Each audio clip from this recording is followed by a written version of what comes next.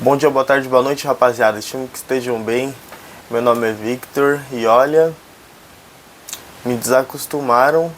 Eu tô voltando a ficar mal acostumado em classificações em campeonatos de mata-mata, viu? É Copa do Brasil, é Sul-Americana, é vitória no Brasileiro. Será que nosso Santos tá voltando? Mas enfim, antes da gente se aprofundar no que foi o jogo, no vídeo de pós-jogo, peço que você se inscreva no canal, curta o vídeo, comenta aí o que você achou, quais são as suas previsões, o que você espera do Santos nas próximas fases desses campeonatos e no Brasileirão também, fala aí comigo. E é isso, me ajuda a fortalecer o canal aqui.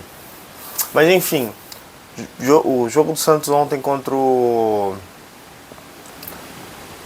Macará, contra o triste Macará, foi sonolento, foi cansativo de assistir, foi ruim. Santos não dá pra falar que o Santos não jogou bem, né? Porque o Santos classificou, fez o resultado que precisava, jogou com o regulamento embaixo do braço, mas também não dá pra falar que o Santos jogou bem, porque o Santos teve algumas oportunidades, teve bola no pé e não conseguiu seguir com a jogada para fazer o gol, para aumentar o placar e deixar o jogo ainda mais tranquilo, né? Porque o jogo estava tranquilo, o Santos não levou tantos ataques, mas a cada jogada, a cada chegada na área do Macará, o torcedor do Santos, os jogadores do Santos, era um susto danado.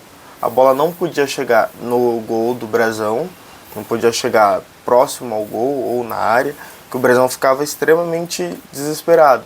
Teve um lance em que o lateral deu uma vacilada e o atacante do Macará, mesmo sem ângulo, cruzou ou chutou forte, né? Cruzou forte ou chutou numa direção ruim, mas foi perigoso, né? O Brasão não esperava o chute direto e o Brasão ficou boladíssimo. Então o Santos estava com o resultado a favor, mas era uma vantagem mínima, né? Se o Santos tomasse gol aos 10 minutos de jogo ou aos 93, né, contando os acréscimos, se o juiz desse 3 de acréscimo, o Santos tomasse gol aos 93, teria o mesmo efeito, acabaria com a vantagem. O Santos não teria, perdemos a vantagem, vamos fazer alguma coisa a partir disso. E então era um placar muito arriscado. Mas assim, não dá pra gente criticar algo que deu certo. O Santos não levou tantos sustos assim. E o susto que levou não foram tão terríveis. O Santos não teve. O Macará não teve uma chance clara e manifesta de gol. O Santos jogou bem, a zaga jogou bem, os dois zagueiros jogaram muito bem. Teve aquela troca de lateral, ora o João Ananias estava de lateral, enquanto o João Ananias esteve em campo ele jogou mais de lateral do que de zagueiro, mas o Luan Pérez também virou zagueiro, principalmente virou lateral, principalmente na saída do João Ananias. Então a dupla de zaga, Luan Pérez e o Arão foram muito bem, muito bem. Não dá, agora basta a gente saber se eles jogaram bem por ser jogos fáceis, jogos que eles não tiveram muita exigência, tanto física quanto tática, porque já Vasco, o CV, agora o Macará, 2 jogos do Macará, são jogos tranquilos, né? São jogos tranquilos. Eu acho que era um teste legal se eles jogassem contra o Atlético Paranaense em casa, mas não foi o caso. É um jogo bastante físico, de bastante velocidade, em que eles teriam que mostrar técnica também, porque os jogadores do Atlético Paranaense são bons, principalmente o artilheiro do campeonato. Enfim, agora a gente teremos testes, fora o Mirassol, também o Mirassol, né? Teremos testes para ver se essa dupla de zaga realmente é boa ou se não foi testada a altura. Vamos colocar contra o Mirassol. até para dar a rodagem, né? O Santos não tem tantas repetições de escalação. Acho que o Santos repetiu o time uma vez, de um jogo para outro, repetiu o mesmo time. Então vamos pelo menos repetir a mesma zaga, já que não vamos repetir o mesmo time, né? Porque tivemos vários jogadores poupados, o Neymar, o Gabigol, o Bom Tempo, o Barreal, o próprio Veríssimo, mas acho que o Veríssimo dá para dar uma segurada. O Igor Vinícius, o Escobar na lateral esquerda por cartão. Então vamos dar uma segurada agora nessa zaga, né? Vamos deixar essa zaga lá. E aí a gente volta com os poupados, menos o Veríssimo. Mas é isso. O Santos jogou bem. Eu acho que o que me assustou no primeiro tempo foi o Gustavinho. Estava muito afobado. Tomou um cartão amarelo logo após. Fez uma falta, e o Cuca até falou assim, vem cá, deixa eu trocar um papo com você. Acho que foi pra ele, né? Porque foi logo após essa falta. Apareceu o Cuca chamando assim alguém. E no outro corte de imagem, tava o Gustavinho saindo da direção do banco pra área, assim, como se tivesse recebido alguma instrução. E tava se reposicionando em campo. Parecia muito que ele ia tomar um cartão. E quando dá o segundo tempo e vai entrar um volante, ele tira o Gustavinho e tira o Oliva e não o Gustavinho, eu fiquei meio, poxa, esquisito, hein? Bom que poupou o Oliva também, tirou o lateral, o Danielzinho também, Davizinho, tirou o Davizinho, aí colocou o Gustavinho lá na lateral direita. Fiquei muito preocupado, falando assim, poxa, o Gustavinho de lateral direito, ele já jogou assim, mas ele tava com cartão. Entrou um jogador de velocidade no Macará. Será que o Gustavinho vai conseguir marcar? E conseguiu, jogou com tranquilidade. Isso mostra também o mental do jogador, saber jogar com um cartão amarelo, saber que não pode fazer uma falta. Qualquer falta de cartão, ele seria expulso, até porque o novo regulamento, o VAR, ele pode chamar, né? Juiz, você não viu essa falta e ele já tem amarelo, e é a falta de amarelo e ele tem que ser expulso. Então, tinha um risco gigantesco ele ter ficado, mas deu tudo certo, então tudo bem.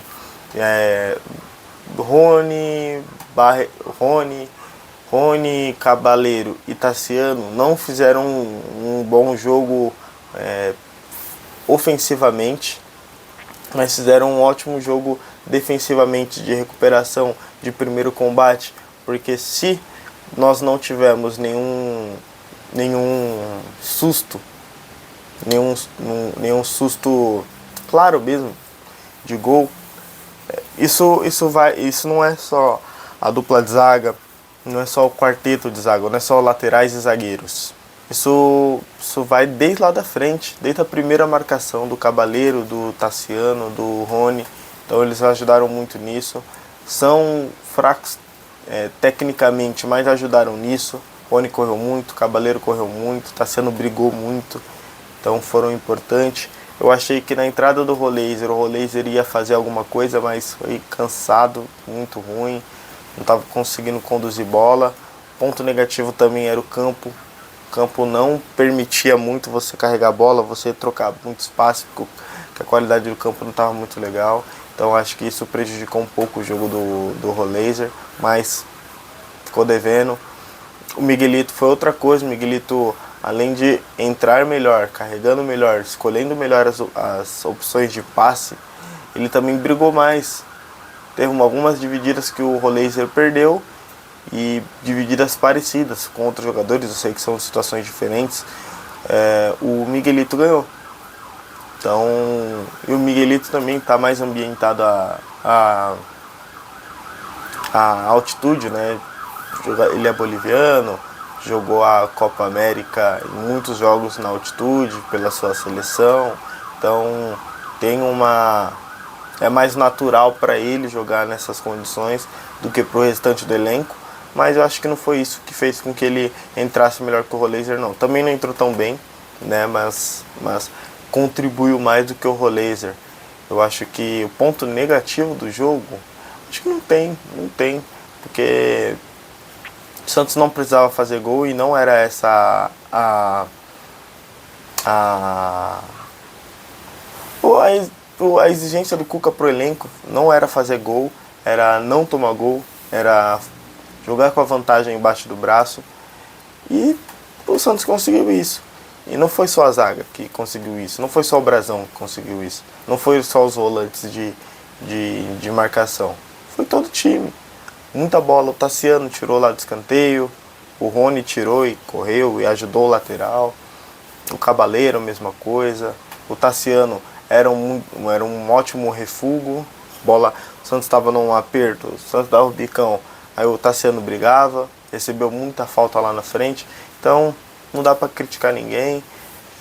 O menino lá que entrou da base teve uma chance claríssima de fazer o gol, mas bateu mal, tudo bem, vamos dar uma segurada na crítica, é o primeiro jogo dele, primeira aparição dele como profissional, então não dá para falar que ele é ruim, que chance que você vai querer se você perdeu essa, mas poderia ter feito o gol. Vamos analisar como ele joga, se ele é bom nas próximas partidas, agora sem situação de altitude, jogos na Vila, né?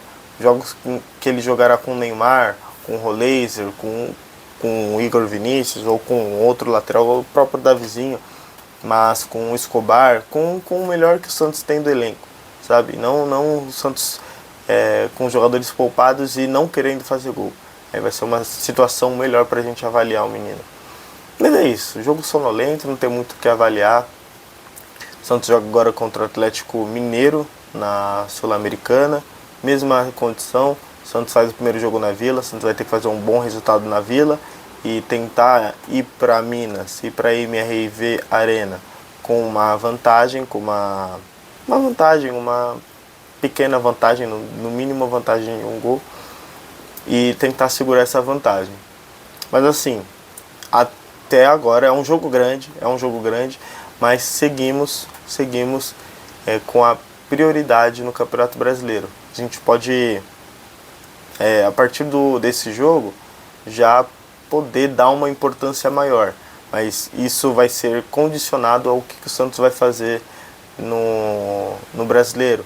Vamos ter o jogo contra o Corinthians, vamos ter o jogo contra o Mirassol agora na Vila, ingressos esgotados, Vila lotada. Vamos ter o jogo contra o Corinthians na Arena Corinthians, depois é Grêmio, enfim, eu não lembro exatamente. A gente vai ter alguns jogos para a gente criar, pelo menos tentar criar uma gordura. Imagina, ganha do Mirassol, empata com o Corinthians, se ganhar vai ser maravilhoso, empata com o Corinthians, e torcer para os times que estão abaixo do Santos não pontuarem. O Mirassol saiu da Libertadores, foi eliminado para a LDU, vai ter uma viagem parecida com o Santos, então se desgastou, muito parecido com o Santos, não jogou em altitude, mas foi até a decisão por pênaltis, então é desgastante, e jogou com o time titular, o Santos jogou com o time reserva. E o Vasco passou do Olímpia. Por que eu estou falando no contexto desses times? São times que estão abaixo do Santos e que o Vasco ganhou, ok, passou, muito bom, dinheiro principalmente, mas também tem mais de uma competição agora.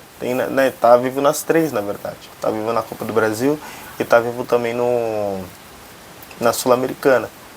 Mas no Brasileiro não tá tanto. Então a gente precisa ganhar. O Vasco vai jogar contra o Palmeiras agora. O Santos precisa muito ganhar do Mirassol. 0-0 é goleada. Ganhar do Mirassol, porque também é um confronto direto. Se ganhar do Mirassol, já abre acho que 5 pontos do Mirassol, porque acho que já tem 2. Então é importante o Santos ganhar e criar essa gordurinha para poder dar a total importância, né? A importância devida a esses campeonatos. É isso. Peço que você se inscreva no canal, curta o vídeo aí, comenta aí o que você achou. Você acha que agora o Santos deveria dar a maior importância para a Sul-Americana, a Copa do Brasil, porque a gente está chegando na fase aguda, já estamos na fase aguda do campeonato. Eu acho que para a Sul-Americana já é uma semifinal, uma semifinal avançada, a gente vai pegar, ou se passar do Atlético Mineiro, o Santos ou o Atlético Mineiro vai pegar Silenciano, Silenciano, o time que ganhou do Botafogo, que também é altitude, mas eles ou o Torque, então é uma situação mais cômoda, mais confortável do que do outro lado, né? O Vasco, se passar agora do River, o Vasco vai pegar São Paulo ou Boca, então o caminho do Vasco é River, São Paulo, Boca, aí final, Santos e Atlético Mineiro, ou Santos, ou Torque e Silenciano. Mas é isso, rapaziada. Curta o vídeo aí, comenta e é nóis. Se inscreva no canal.